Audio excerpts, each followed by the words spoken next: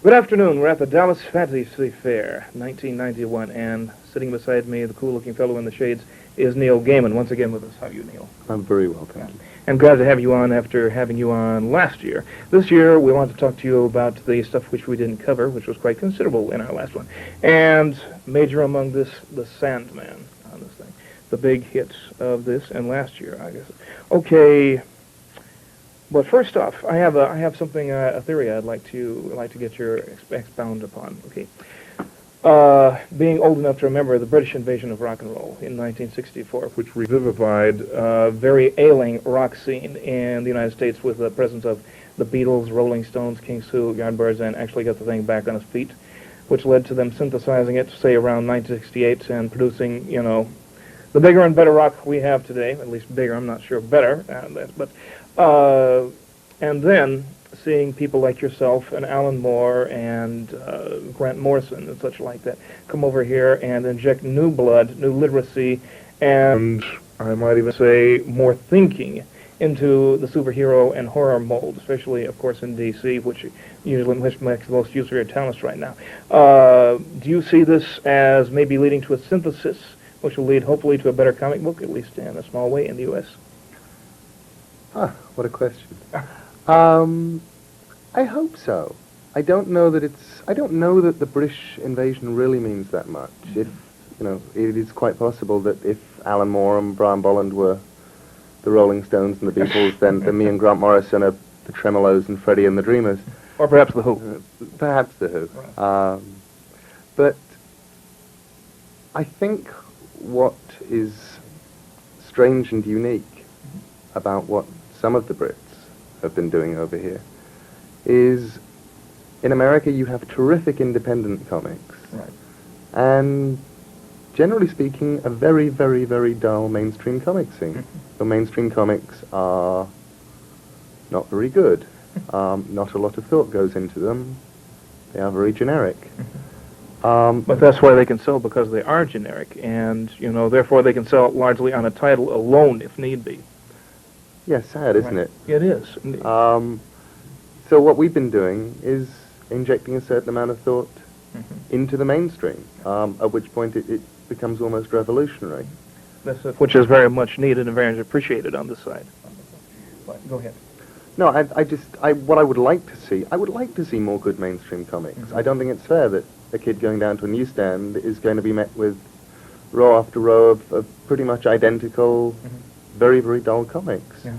Well, half of the titles beginning with X, and the other is having a guy with a skull in his costume.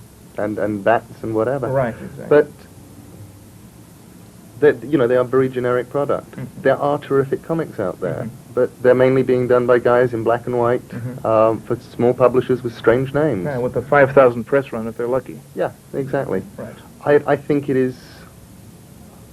I don't feel bad about doing a good mainstream comic. I feel very good about doing a good mainstream comic because it's accessible.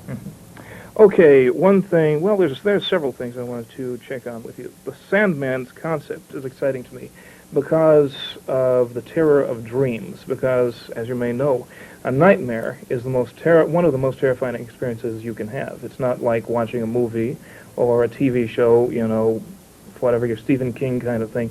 It's actually you're sensing it happening to you or to a persona of yourself. You feel the real terror in this thing. And what's your reaction on that? Sure. Nightmare. No, I mean, the wonderful thing about dreams as a territory is all of us that's where we spend a third of our lives. We're in this world that we have no control over. And yes, it is a world in which terrors are real, nightmares are real, and also in which you can get joys. Wonderful things can happen too. And that's one of the things I wanted to try and get into Sandman, is the richness and the tapestry of dreaming. Tell me, did you read Ramsey Campbell's Incarnate before you embarked on the Sandman? Yes, I definitely read, which is a wonderful book. Right. Another terror dream novel, the dream world attempting to break into the real world as such. And I found it quite a more frightening book, you know, than I expected for that reason. Oh, it's terrifying. Yes. Because, I mean, there's a sequence at the end of Incarnate where they wind up all trapped in a house. Right.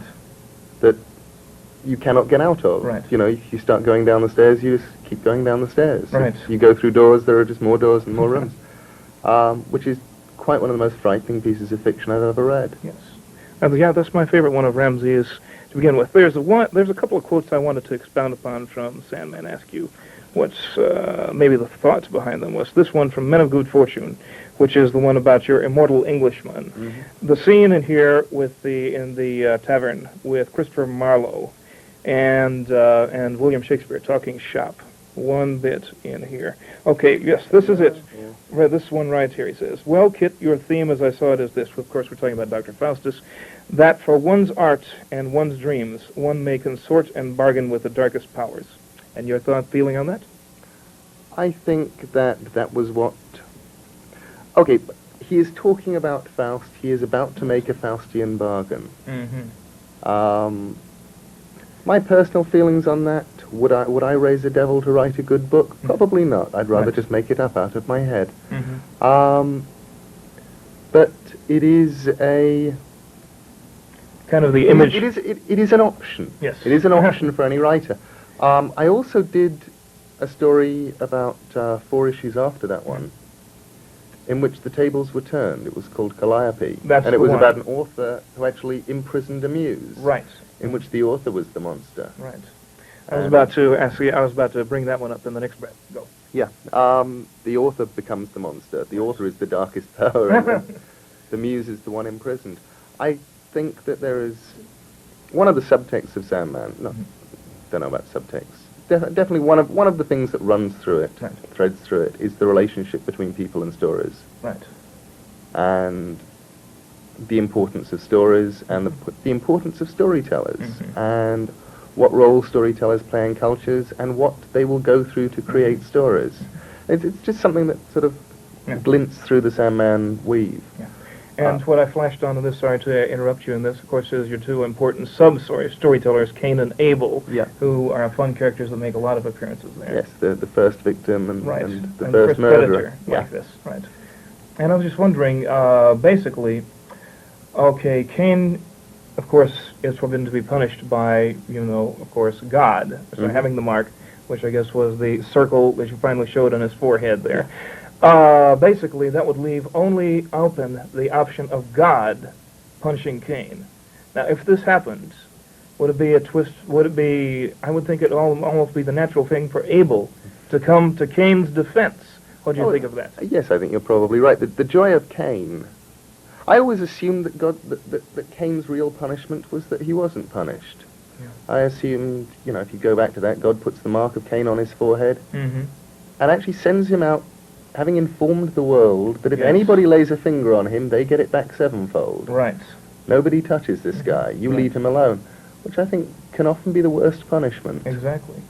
His own punishment and the isolation and Yeah. such like that. The terror in himself like this.